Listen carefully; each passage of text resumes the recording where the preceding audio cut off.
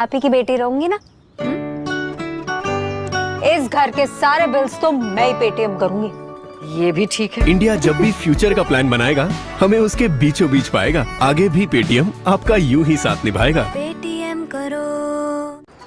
ये देख, पेटीएम पे 1 टैप में बैंक बैलेंस चेक हो जाते हैं। इतना? आज लंच बाहर से मंगवाए प्लीज। ओके।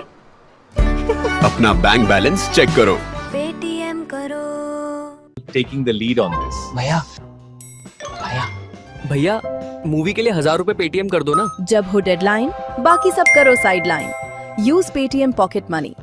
पेमेंट्स उनकी, कंट्रोल आपका, फ्रीडम दोनों की। पेटीएम करो।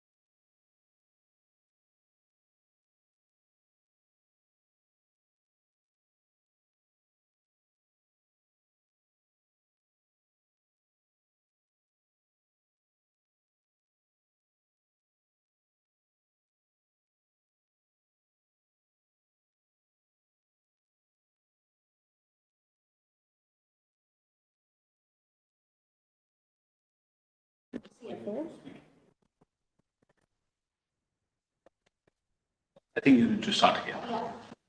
A warm welcome, everyone. Thank you for joining our earnings call for the quarter ended June 30th, 2026. As always, we are going to do this earnings call with management videos switched on. We welcome attendees to ask a question with their videos on or off as they prefer. To ask a question, you can raise your hand through your Zoom dashboard and we will promote you as a panelist to ask your question. Today from Paytm's management, we have with us Mr. Vijay Shekhar Sharma, founder and CEO, Mr. Madhur Deora, President and Group CFO, and Mr. Anuj Mittal, Senior Vice President, Investor Relations. In today's call, some statements made may be forward-looking in nature. Actual events may differ materially from those anticipated in such forward-looking statements. This earnings call is scheduled for 45 minutes. A replay of the call and transcript will be made available on the company's IR website subsequently. I would now like to invite our founder and CEO, Mr. Vijay Shekhar Sharma, to share his opening remarks. Over to you, Vijay. Hi, thank you. Hello, everyone. It was quite a quarter, and I'm very happy that as a team that we've been able to execute it so well, especially the consumer payment is something that is very close to me, and we are now, as you can see, we especially talked about, we are growing double the market share than we are growing double the market growth of the UPI market, which effectively means we're gaining market share. Even though the GMV market share is what is publicly talked about, but the number of transaction market share, we are actually going even further than that. So more retail customers are using us on higher frequency.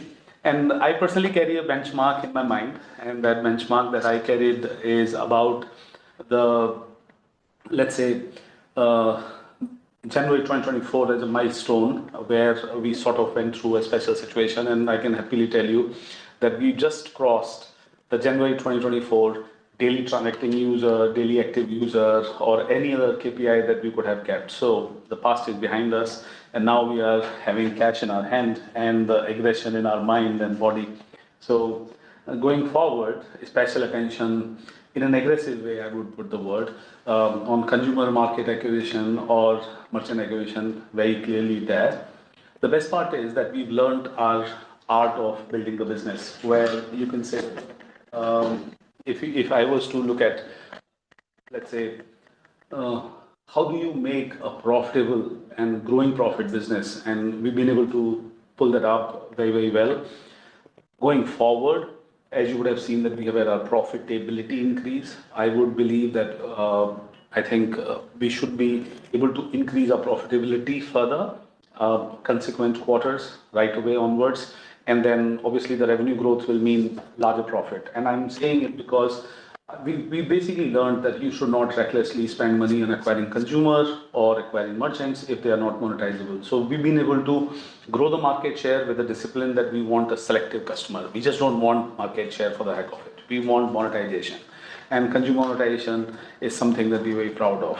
And like we talked about it last time, we are looking at monetization using wealth beyond our credit and other financial services that we talk about any which way. So if you were to look at a year forward, I think wealth will become, or equity brokerage, a mutual fund distribution, although we are not wealth in a traditional industry calls wealth, but we are talking about wealth as a overall internal bucket. We put equity brokerage, mutual fund.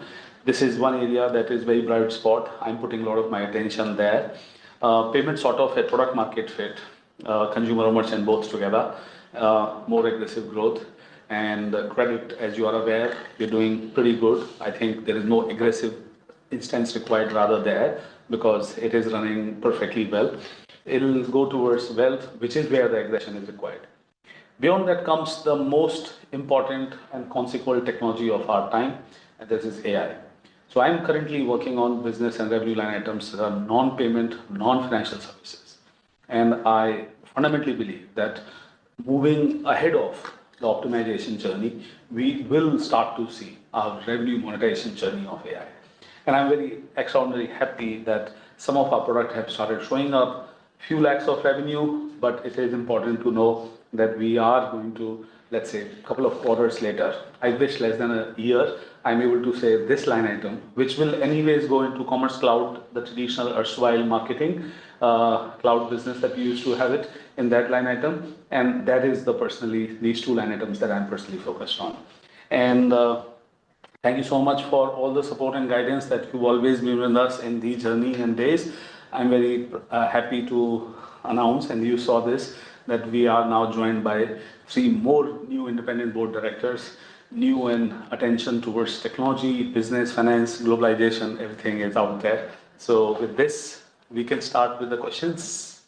Thanks, Vijay. We will start our Q&A now. The first question is from Mr. Manish Adukia from Goldman Sachs, followed by Mr. Sachin Salgaonkar from Bank of America. Manish, you may please go ahead.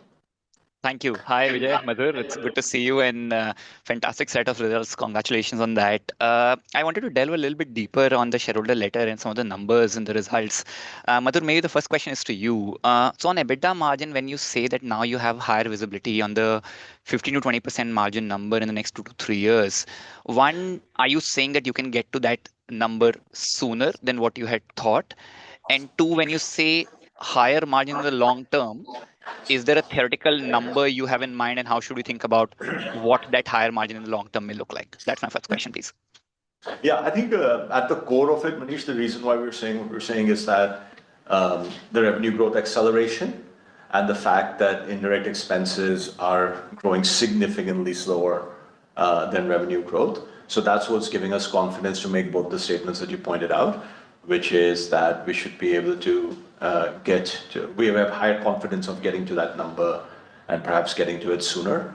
And we do think that AI structurally not only accelerates operating leverage, it also expands the opportunity for higher margins over time because you're just able to do more with less.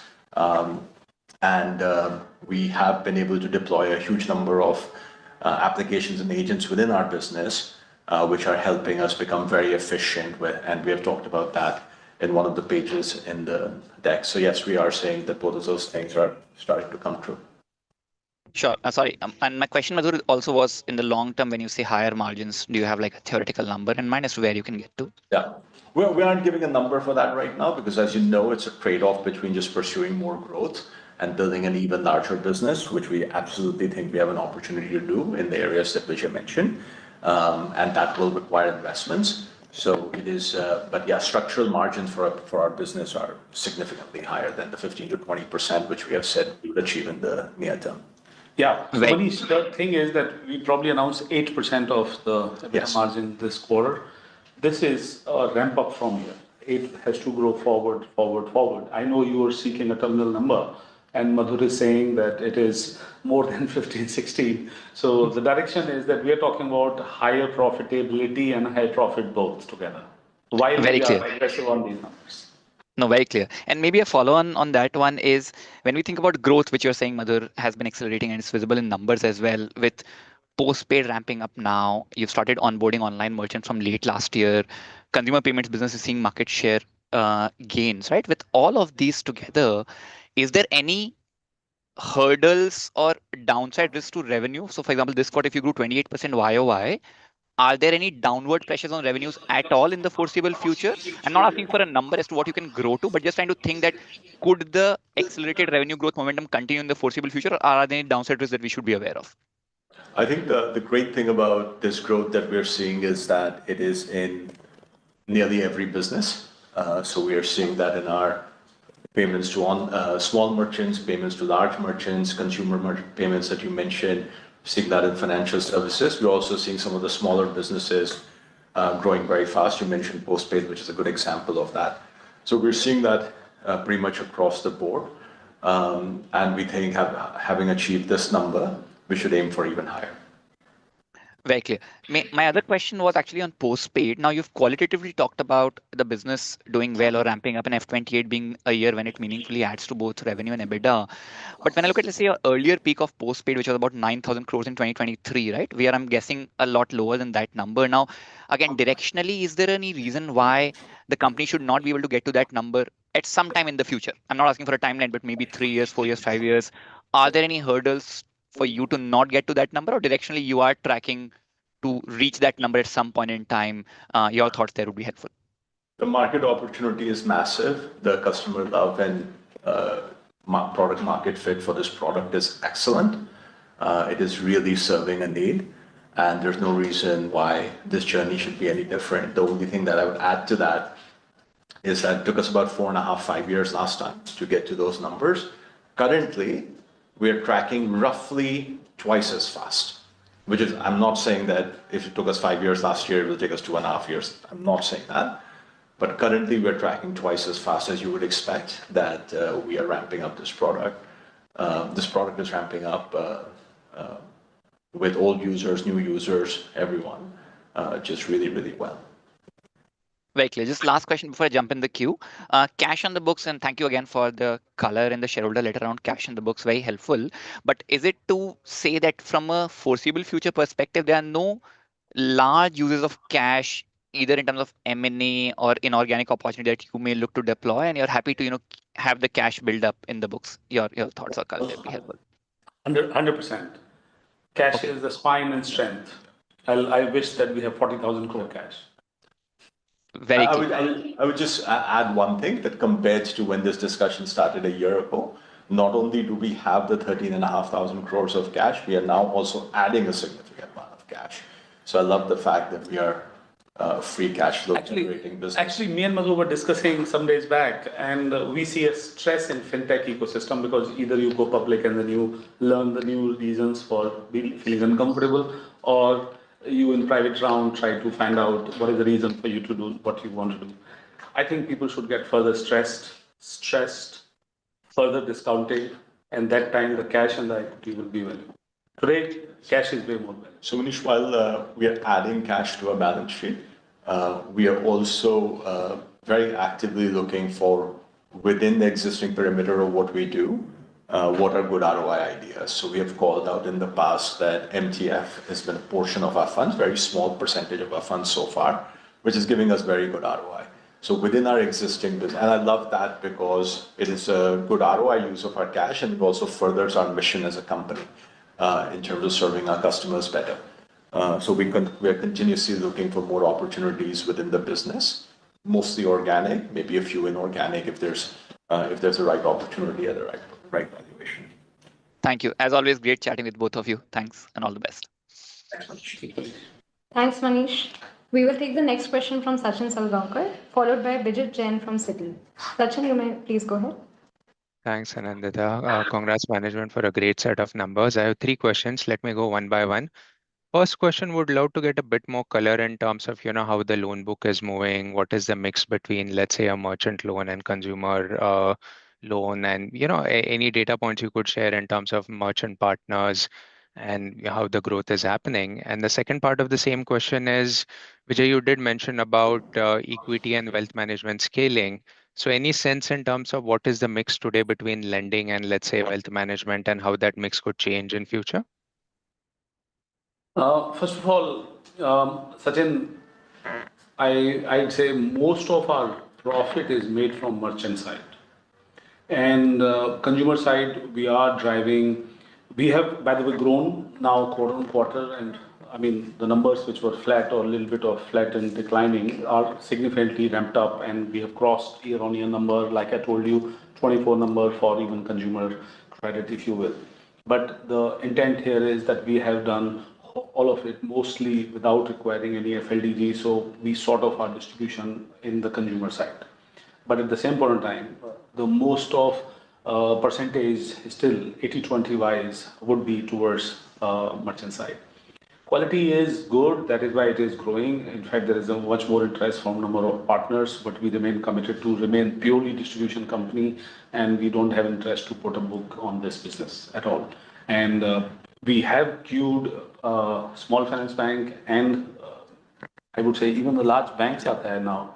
So a couple of large banks have got activated. So the partner wise, we have more capital, and I would say more capital meaning probably 4 to 6 times more capital than we are disbursing right now. So that is not a limiting factor.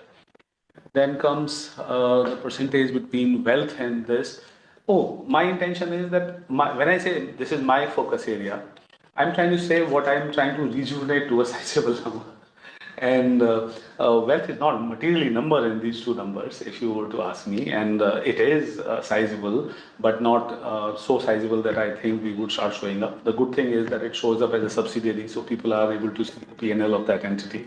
It is there. And I do believe that there is an upside. MTF, we just found a secret in MTF. We got money, we got equity capital, we got customers, the market needs it. So there is a product market fit. So Sachin, my intention when I say I'm focusing, I probably am trying to discover the perfect product market fit among every other person. And in wealth, we seem to are reaching that milestone. And after that, 4 more quarters, and then you will see size. And I just wanted to add one quick thing. You asked about number of lending partners. I want to take this opportunity to say that that has been one of the key achievements last year in both the merchant loan and personal loan. We are now at double-digit number of partners, and the new partners who have joined more recently are also ramping up very well. So we have really good legs for the next several years. Got it. Thanks both. My second question is a follow-up on to your earlier answer in terms of margins. Now, let's say the 8% margin goes to your 15 to 20%, more like a medium-term target, what you guys have mentioned. That itself is a sort of a sharp improvement in margins. And what we saw, let's say this quarter, there was roughly 9 percentage point improvement led by indirect cost on a YOY basis on margins. So the question out here is, what are the primary drivers of margins going ahead? Is it a continued reduction in indirect costs because of the scale benefits? Is it some AI-led benefits? And if so, could you help us quantify on what the magnitude could be? Or is there a mix change which is driving those margins? It's actually, I think all of those are similar points. At the core of it, we have a very fast-growing business with huge opportunities to expand, for example, penetration of financial services, not to mention improve unit economics of the payments business. So we have a very fast-growing top line, and our indirect cost, structurally, there's operating leverage in the business, and AI makes it even better. So what you would see is that indirect expenses as a percentage of revenue is going down. And the underlying reason for that is that indirect expenses is growing at a very slow pace, whereas revenues is growing at a very fast pace. I should mention that we continue to invest in areas that matter. Yeah, the cost of people has increased year on year. And that does not mean, I mean, especially the expansion of merchants, expansion of consumer business. Basically, AI is a distribution business. Let me use this, Sachin, as a metaphor of my learning of AI business. AI meaning when you have your financial services business powered by AI, the differentiation will be how many customers do you have and what you do with them. So monetizable, so customer quality, monetization ability. These are the factors that multiply once you add the power of AI. So the gating condition of, I would say, harnessing power of AI is what distribution you're sitting at, because nearly everybody could build what you build after some time, like always. So here it is that we will continuously, and I use the word aggressively, continue to invest in consumer expansion, merchant expansion, and expansion of financial services. Powered by AI stands for that our costs are dramatically optimized. One slide that I created, and we put it in the tweet also, I think, where I said that our merchant distribution, in a way, the small business merchant acquisition is now governed by agent, where the person is identifying what this person, our field sales executive must do. This is all made in house. And I've started to find out use cases of this going to the third party customers also. So now you're seeing that we are flat practically. If you do not look at the cost of, I'd say, salespeople or marketing expense, then the organization is now flat or reducing cost quarter on quarter. Like I always said it. I mean, I remember that I think a couple of quarters back, it used to carry how much more saving you could see. I said, this is always, this is continuously. There is no special quarter special that we are trying to do in this quarter. And that you would have seen the trend is continuing. What we are saying is that there is a growth of revenue that is the magical part that we have started to show in the Q1 of this financial year onward. So you're going to see this revenue ramp up, and that is why the margin growth is talking. Sorry, just add, my sort of favorite set of metrics to pull together for this conversation to what Vijay said is our marketing expense is up 27% year on year. Our sales and service cost investment is up 27% year on year. And our EBITDA margin adjusted for PIDF went from 1% to 8%. So we got a 7% EBITDA margin improvement, not despite, but in addition to the fact that we continue to make as much investment as we think makes sense. 7 percentage point. 7 percentage points. 7%. Oh, 7 percentage points. 7. And my last question is, would love to actually understand your thoughts on UPI monetization. There are various media articles indicating that government might look to reconsider this. Certain articles are mentioning about 5 to 7 bips kind of a take rate for larger merchants. If such a scenario arises, what kind of an incremental opportunity we are thinking from a Paytm point of view? And would be great if you could, help us quantify or, any directional data points and how we could quantify the upside for Paytm. I don't have any clue of actually the number that it could be or not, and what kind of line item it will be paid for. So we were trying to model it in house ourselves based on newspaper and various other whisper in corridor, but we just said there is no materiality to it as a discussion when you don't know what the formula is. So we'll wait and watch such a. So Vijay, just to reframe the question in slightly other words here, today, if I'm not wrong, you guys are looking to monetize some of the larger merchants on your platform. Would that materially change, going ahead if this UPI monetization come? In other sense, is the upside meaningful to you guys if this comes up? Sachin, हम छोटे merchant को भी सर्व करते हैं और हमारे materially large छोटे merchant हैं और लार्ज एंटरप्राइज इंक्लूडिंग ऑनलाइन हमारे मर्चेंट हैं और हमारा यूपीआई एमडीआर के बारे में एक ही लाइन है, जो दे उसका भी भला, जो ना दे उसका भी भला। हमने सबके ऊपर मोनेटाइजेशन कर रखा है। सो हमारी जिंदगी मटीरियली चेंज नहीं होगी, जो आएगा वो सब बॉटम लाइन में आ जाएगा और जो आ जाएगा वो अच्छा ही होगा। सो बस ये है कि बिजनेस मॉडल में उसकी ऑब्लिगेशन नहीं है, ना पीआईडीएफ की ऑब्लिगेशन, ना यूपीआई इंसेंटिव की ऑब्लिगेशन, ना एमडीआर की इच्छा, ना एमडीआर की नीड। जो आ जाएगा सब बॉटम लाइन में आ जाएगा, इसलिए उसको हटा के बात करें। Great. Thank you guys. Cheers. Thanks, Sachin. We will take the next question from Vijay Jain from Citi. followed by Pranav Kshatriya from MK. Vijay, go ahead, please. Mute. Vijay, आपने can mute you कर रखा है? unmute? हाँ, अब से. Can you hear me now? Yeah. Yes. Yeah, Okay. so congratulations, great set of numbers here. I have three questions, one each on the consumer merchant side and then on AI. So maybe on the merchant side first. So, in general, if you have merchants who've already upsold themselves into the financial services product or other products, so that relationship is stickier, right? There's a line in your letter which I interpreted as, that in certain cases with merchants, you're reducing your subscription rentals. So shouldn't it be the other way around? Merchants who are using more than one service are already sticky. Why would you नहीं उल्टा है reduce ना. their subscription ARPU? Visit उल्टा है ना. जिससे हम कोई और ज्यादा टिकट का बड़ा रेवेन्यू लाइन आइटम बना रहे हैं, तो ये अगर किसी चीज को रिस्क करता है, सब्सक्रिप्शन को कोई आके क्या ही ऑफर करेगा. सर सस्ता ले लो, सस्ते को तो हम उड़ा ही देते हैं ना प्राइस पॉइंट से डिस्कशन में. तो हमारा तो पैसा फाइनेंशियल सर्विस में और ज्यादा बन जाता है. तो क्योंकि फाइनेंशियल सर्विस में और ज्यादा रेवेन्यू बन जाता है, तो हम इस सब्सक्रिप्शन को मटीरियल ना मानते हुए हम कहते हैं कि यार हमारी तरफ से डिस्काउंट है, जिससे कि उसका Okay. मर्चेंट साइन अप में कोई दूसरा कोई भी वैल्यू डिफरेंशिएशन ना ऑफर कर पाए, कमर्शियल भी. I see. Okay. The second question on this was, so, in the letter, you guys say that the net payment margins went from 8.8 bips last year to 8.4. If this is excluding the PIDF incentives, right? Now, I mean, in general, I see you talking about tailwinds in online payments. Then you have, some of these other core payment margin tailwinds as well. So I'm just trying to understand. What would have is it basically just these lower device rentals YOY that would have contributed to this 8.8 going to 8.4? Yeah, so I think explained it in one of the questions in the back, and you're absolutely right. The payment processing margin, as we've discussed in the last few quarters, has been inching upwards gradually, but consistently every quarter. The impact that you're talking about is because of certain plans that we run for loan merchants and highly engaged merchants. I should point out that we have mentioned elsewhere that we have tightened our revenue recognition policy on certain businesses a little bit.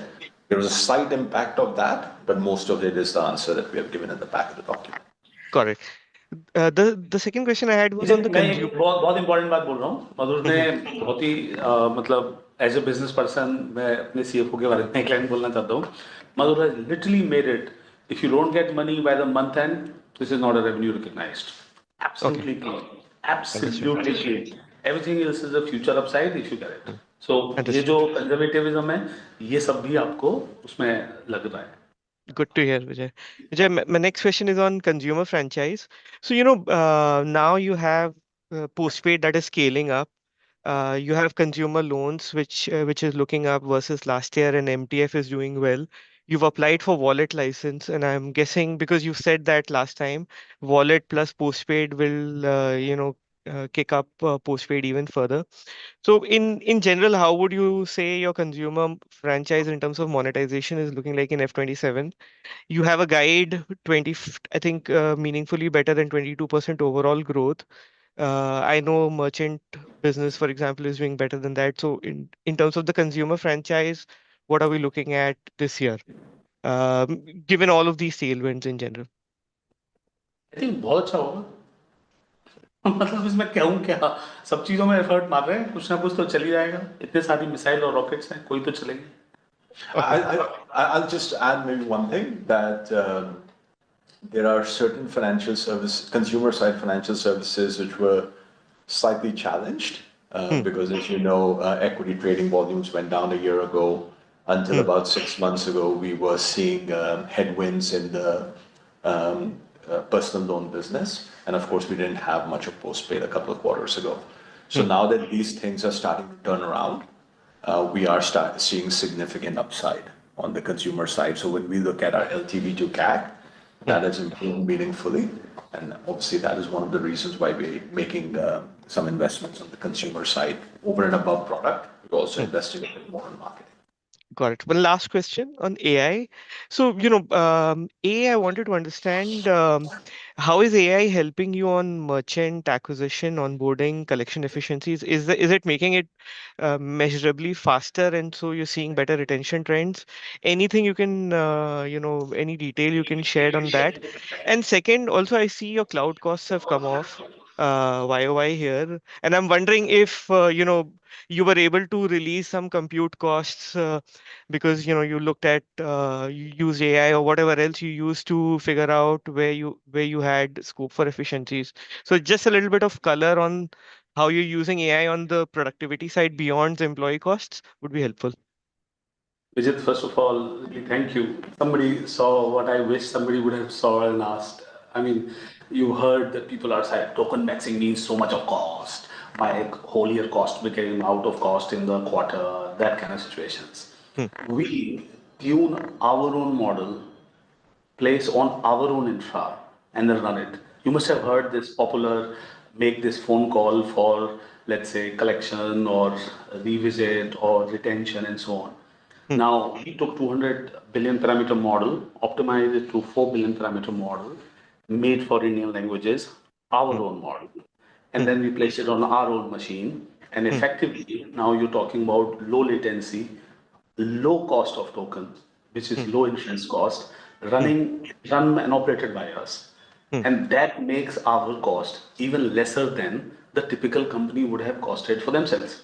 So we remove the cost of call center, we remove the cost which otherwise you would have bought from outside, and we have optimized and added a skill to us. Now, this is the magic, and once we've done it, we'll sell it to outside people. Why will we not sell it? So actually, I mean, I'm super excited about the kind of new non-payment, non-financial services. I'm using the word as a description that they are not related to payment, they're not related to financial services, and they're perfectly, completely AI in, AI out services for our businesses and merchant partners. We've decided not to do AI for consumer as a all-in bet, but we definitely have decided that we will go to the merchants and the businesses and the solutions and services that we've created, and we ourselves are the user of them. So these things will show up as revenue item. And I'm glad that you looked at the compute cost. And I mean, to the credit of Madhur, he would negotiate it so hard that they will invite him as a CEO conclave elsewhere in the world. This is the most efficient CFO. No. Madhur literally has become Cursor's CFO Council's founding member, where the CFOs who bother about cost and productivity, they probably have 4 or 5 people only in the world. Good to hear, and congratulations for that, Madhu. Just one follow-up on that, and then I'll go back into the queue. The non-payments, non-financial services you're talking about, these are AI services for smaller merchants, in the way that you described. सबको छोटे और बड़े सबको I see. Flipkart Okay. Zomato और let's say offline retailer merchant सबके लिए है. So Okay. small people, smaller businesses will take a different kind of service. Larger ones will take a different kind of product. Okay. Good to hear. Thank you so much, and best of luck, you guys. Thank you. Thanks, Vijay. We will take the next question from Pranav Kshatriya, followed by Rahul Jain from Dolat Capital. Pranav, you may please go ahead. Hi, thanks for the opportunity. My first question is, on the accelerating GMV trend. It was like 23 odd percent in Q3, went to 27% in Q4, now 31%. Any cuts you can provide that, what is driving it? Because the letter actually says that, there is offline is seeing strength, online is seeing strength. So what is exactly, I mean, if you can give, what is growing faster, I mean, related to each other. And secondly, in payment processing charges, are there any charges related to postpaid also sitting there? Because that saw a reasonably sharp jump on a quarter-on-quarter basis in this quarter. Yeah, so on the first one, we are seeing acceleration in each of our payments businesses. So whether it is large merchants offline, small merchants offline, or online, they historically were growing at different paces. As you know, online business was also under embargo, so that is obviously a headwind. Now the increase in growth has come in all of those businesses, including the consumer side, as you mentioned. Yes, there is an interchange that we have to pay under in Paytm postpaid, basis the network math that credit line on UPI has, and some of that goes into payment processing costs. But as you can imagine, some of the growth that we are seeing in revenue on payments is also coming from, for example, greater share of credit card processing, which also adds to payment processing costs. Cool. Can you talk a bit about how RuPay credit card on UPI is progressing? Because we were seeing a very strong growth, but I don't really see any mention of that in the letter. Yeah, I think maybe you don't see a mention just because we have said it enough times that hey, the payment processing margin has been steadily going up because of mix, and one of the mix aspects is absolutely RuPay on UPI, which continues to see good increase in adoption, small and large merchants both. Okay, and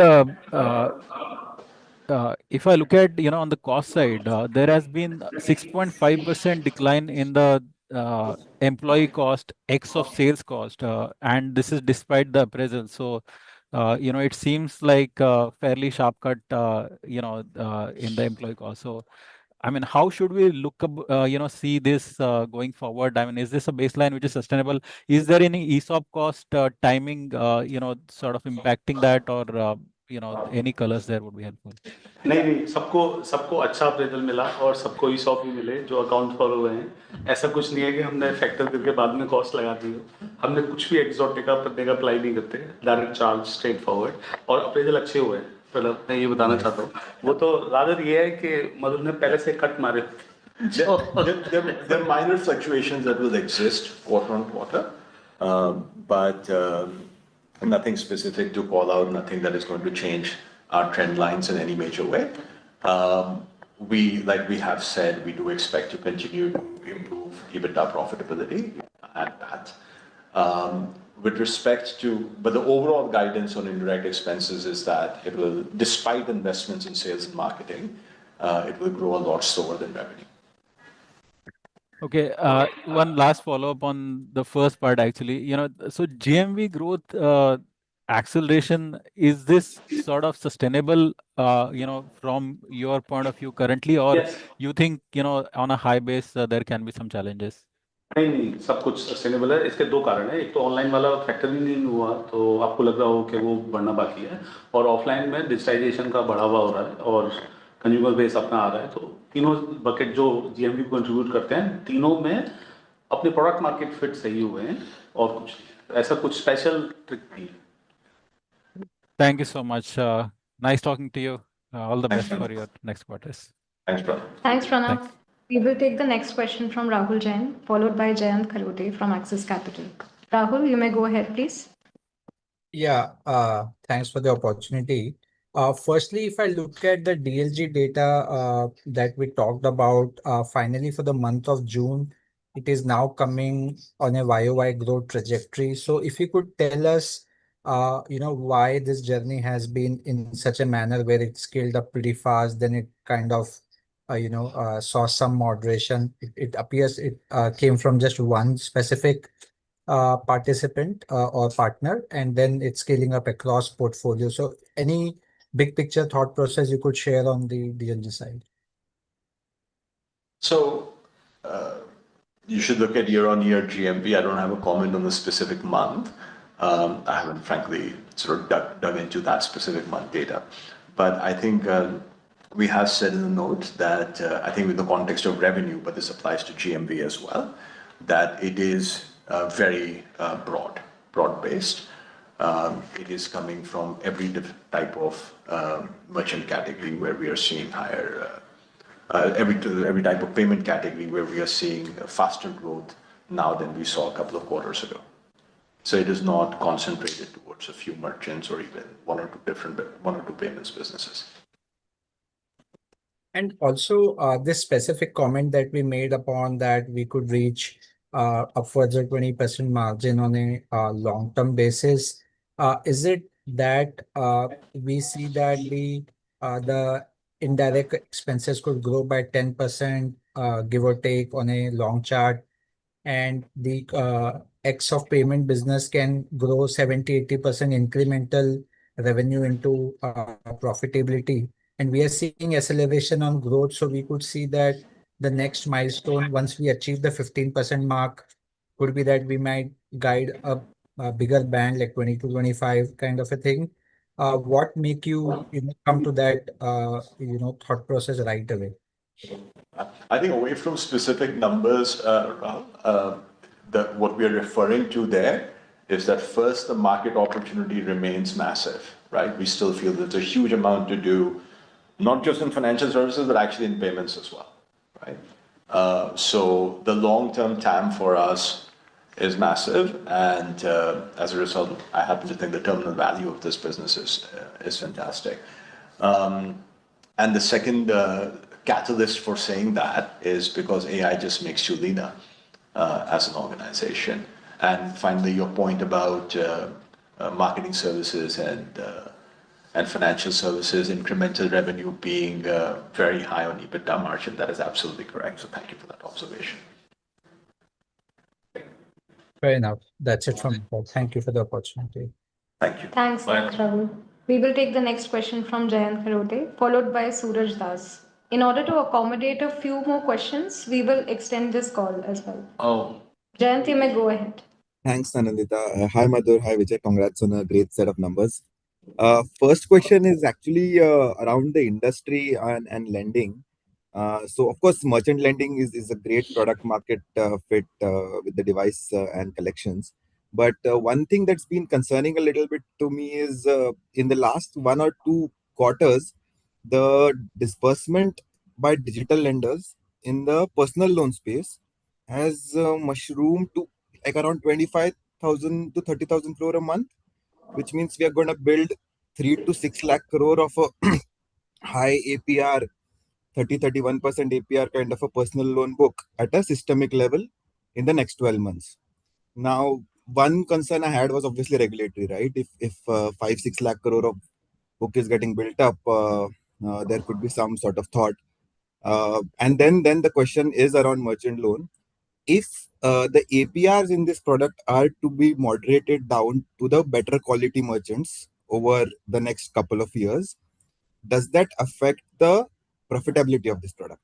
Of course, it also I want to know because the credit cost will also come down, right? So that may take care of some of that. So second part, I can tell that we already have started and proactively done different lower APR products, and we basically now do EDC devices where the merchant has more choices or more options, or the pricing is pretty competitive. So just in case we do, and internally we've gone all stack. As in, we look at it, merchant as now our strategic customer base, where we don't see only one kind of product, but multiple buckets of products. So the lower APR is not not going to be surprised. Rather, we will lead it the market. If some competition walks into this space, we will just aggressively go and play low APR business, and wherever the logic will be, just in case. And we are already doing it. As far as consumer is concerned, yeah, sure. I think on your first point, I don't have a specific comment on the top-down math that you shared. I can just share with you what we hear from our lending partners. And like I mentioned, we have about double-digit lending partners in personal loans. One is that they were very, very conservative for 8, 10, 12 quarters. And as a result, there is actually a desire to do more unsecured lending today, because perhaps as a percentage of their AUM, this number has come down quite a lot. They are also seeing very healthy customer balance sheets when they're doing bureau and other scrubs. So there is a desire to grow in this segment from various lenders. And the second is what Vijay alluded to earlier, which is that our personal loan business is distribution only. We don't do collections here. We don't do FLDGs and so on. So it really is helping lending partners find customers on our platform and distribute loans on our platform. And where we are seeing very healthy quarter-on-quarter growth now after 8 or 10 challenging quarters. Great. And I appreciate what Vijay said, that we should be taking the lead in this rather than wait for the industry to do that. That's great to hear. The second question is it's kind of a repetition of last quarter. Madhur, sorry to bring it up again, but when you that GMV growth of 31% not translating to net payment revenue growth, which is at 25, when margins are expanding, again points out to the same thing is the subscription income lagging, right? I do see a comment that you've called out. How should we think? Because at some point, this will start playing into the net payment revenue growth, right? Because I mean the margin expansion is there, but yeah, I mean I want to know maybe from a 12 to 24 months perspective, at what point does the subscription rental start kicking in? I think you've got it right that net payment margin is payment processing margin plus subscription. On subscription, we have mentioned that in a few cases, in a few percentage of cases, we do these waivers for our merchants and also the tighter revenue recognition policy. We do think overall, when we look at our merchant payments business plus the merchant loans, those payback periods are actually improving. And overall, that business is getting significantly more profitable as we move forward. So I don't have a specific concern about how do we monetize our merchants. In fact, our monetization over any period or cycle is very healthy. And this is despite PIDF going away. So we feel very good about our payback periods. And the pace of deployment is not going to slow down anytime soon. No. So we have said broadly 25 to 30 lakhs additions a year. We're very much within that band, and maybe additional investments could make that go even higher. Like I said, the TAM is massive, and we have very high conviction on providing payment services to our merchants, especially small merchants, which is what we're talking about here. So that pace should continue. Great, great. Congrats once again for a great setup. Thank you very much. Thanks, Shayant. We will take the next question from Suraj Das, followed by the last question for the day from Pranav from Bernstein. Suraj, you may go ahead. Yeah, hi. Thanks for the opportunity. I have two questions. First one, if I look at the say the transaction breakup between merchant and non-merchant, the non-merchant piece is growing phenomenally well. I think almost 100% YY. Versus if I look at your MTU growth, that is high single digit, steady and then robust, which means that the consumer on the P2P side, in terms of transaction frequency, that is increasing, right? Can you highlight what are the underlying drivers here? Is it because of only the traction in the postpaid, or I don't know, is it because of bill payments, or maybe campaigns like gold coins or something like that, which I am assuming that reflects here? And second part to this question is, hypothetically, let us say if your P2P growth is higher within the payment business versus P2M, over a period of time, the net margin, payment margin should have ideally negative bias, right? Because the P2P is a lower net payment margin business. So that is my question one. Yeah, so I'll start reverse. P2P is not a lower payment margin. Actually, P2M is a lower payment margin because in P2M, government gives the incentive as a year end, and the last year's incentive has not even come. While in P2P, you earn from originating bank and the bank linked and so on and so forth. So P2P actually is a revenue line item. So there is no wrong about this that P2P makes less money. For merchant, obviously, P2M is the only revenue line item. So P2P is less revenue making is not complete statement, correct statement. When you look at, you nicely looked at, we focus on retention. In consumer business or internet business, retention is winning new customer. एक अच्छा customer नया customer लाता है. So we've all focused on, instead of spending, spraying money in marketing, but rather making the customer who's with us feel delight and become more active user of Paytm. The usage is not by postpaid. Postpaid is like not even 1,000 crore in a month. Let's just say that. So we're talking about what number every day. So here it is. It's not led by postpaid. It is actually led by that. We've simplified the app. If you are a user, if you're not, then please use the Paytm app. I mean, the other app is बहुत अच्छा लगा होगा. नया वाला app मैं खुद ही उसको मेहनत कर रहा हूँ. So please use करिए. और बाकी सब लोग जो इस कॉल को अटेंड कर रहे हैं, अगर आप Paytm यूज नहीं कर रहे तो अगली बार हम एक QR देंगे. आपको Zoom की डिटेल Paytm ऐप से स्कैन करके मिलेगी. सबको Paytm करना पड़ेगा. Well, the intent here is that, in my opinion, the ease and the features that we sort of have nuanced brought out is giving us this growth. And obviously, new customer in terms of Gen Z is coming, and we sort of had the fancy of Gen Z customer as our customer base now.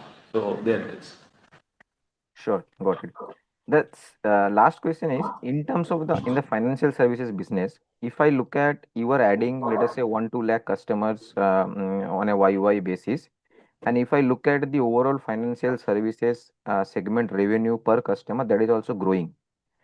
Question is, do you think this is sustainable and can be only one way direction, or there are so many moving parts, maybe in terms of product mix, unit economics, and hence commenting on the sustainability of one way, going up is a difficult task.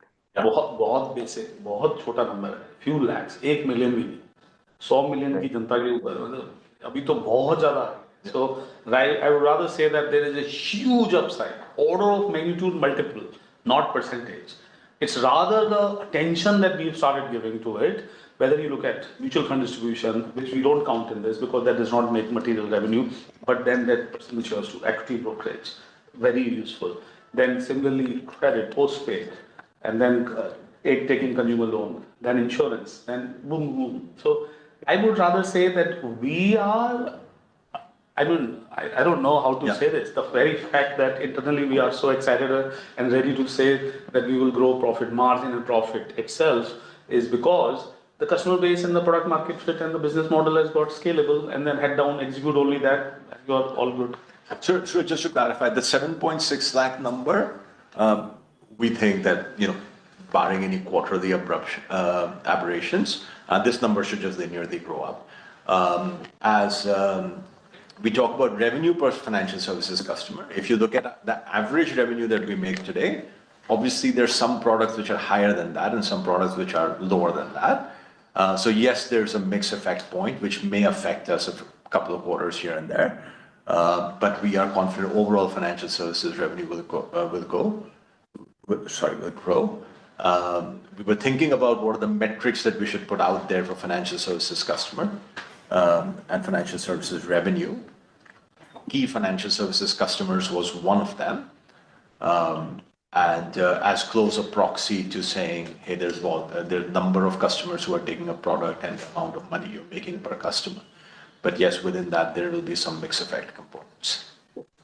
Sure, perfect. Thanks, Vijay. Thanks, Madhu. Thank you. Thank you, Suraj. We will take the last question from Pranav. Pranav, you may please go ahead. Hey, good afternoon. Thanks for taking the question. Just a couple of one. First one is I'll go back to the payments margin. If I just look at your payments income as a percentage of GMV and also the payment processing costs, almost the entire drop in NPM seems to be explained by just the increase in payment processing charges from almost 10.6 basis points to 11.2. So what's driving this sharp increase? That's the first question. And the second one is more on the consumer business. The cloud and commerce or the marketing revenue is almost flat year on year. Could you give some color on that? Or at least if you take the broader consumer lens, how much is the revenue from consumer, be it FS or non-FS, really growing at? Those would be my two questions. Thank you. Right. So on the first one, but I wouldn't quite look at payment processing cost as a percentage because there's a huge amount of very good non-bank linked UPI business to be done. And by very good, I only have one definition: does it make money? So, but if you end up increasing your credit card market share, for example, credit card processing market share, this number will go up, right? But so will revenue. So that's why we point to payment processing margin, and giving the exact number is slightly commercially sensitive. So we give you kind of where we are directionally. So I wouldn't quite look at it that way. It is the case that that number has gone up. Somebody asked whether it was because of postpaid. Yeah, marginally, but actually because we are doing quite well on non-UPI business overall. So that will not really give you the type of conclusion you're trying to get.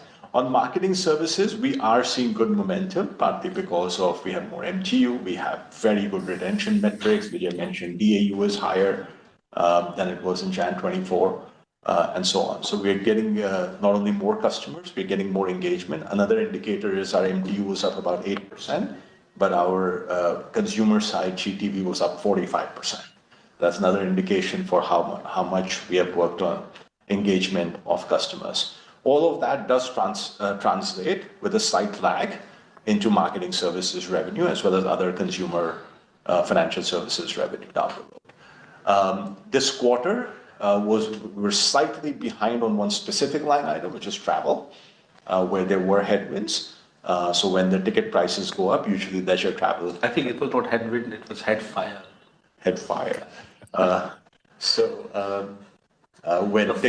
When ticket prices go up, then obviously airlines overall business gets affected. Within that, leisure gets affected, which is vast majority of what our customers do on Paytm travel. So that business was slightly behind our expectations, but for external factors. But we are quite positive about marketing services overall going forward. Okay, but marketing services, I understand is like the travel headwind, or headfire. But if you look at the broader consumer revenue, how is that growing? Is it like single digit, double digit growth? What are we talking about here? It is actually the monetization. Where are we in the monetization of that? And you are accounting for every monetization, not just payment line item, but credit disbursement then it should be definitely. Yeah, it is not far behind the merchant side. So it is not night and day, because we have talked elsewhere, just to pull together a few things that we have said in the document, which is that we are seeing tailwinds in the personal loan business. So you can imagine that is now growing well. Paytm Postpaid is contributing, which I talked about wealth earlier, and which I also talked about consumer P2P, which makes revenue. So there are various bits and pieces of this on the consumer side, which are giving us better LTV already. Okay, so it would be fair to say if you have an overall revenue growth of 28-30%, it's not completely skewed in favor of merchants. It's somewhat comparable growth across both merchants and consumers. Very nice. I like the question because I want to tell you one thing. My personal role is to prune everything that drags down my company's growth. Either you give me growth or bottom line, everything else is thank you so much. And I think we may have anticipated this question because the first thing that we said on page 1 was broad-based accelerated growth in payments and financial services for merchant and consumer business. Obviously, the nuance of the keywords that we specified have to be specified. Which is great. I'm glad you're asking us to clarify. Yeah. Thank you. Those are my questions. And for everyone, I have a very interesting news that this time we picked up .md file. And as you can expect, this is not Madhur Deora file. This is .md markdown file in the AI world, as we call it. This will allow you to just download and give it to your favorite chatbot, which is allowed in your business and company. And this is of everything: earning leads, presentation, call transcript. Obviously, we will update that after this, and financial results. So you basically have even all the information in single MD file, and you can talk to our agent that will be powering this soon. So right now, do it yourself, download MD and play with this. Until we meet again next time, here is thank you everyone for joining us and the last song. Bye. See you. Thank you all for joining. We have come to an end of this call.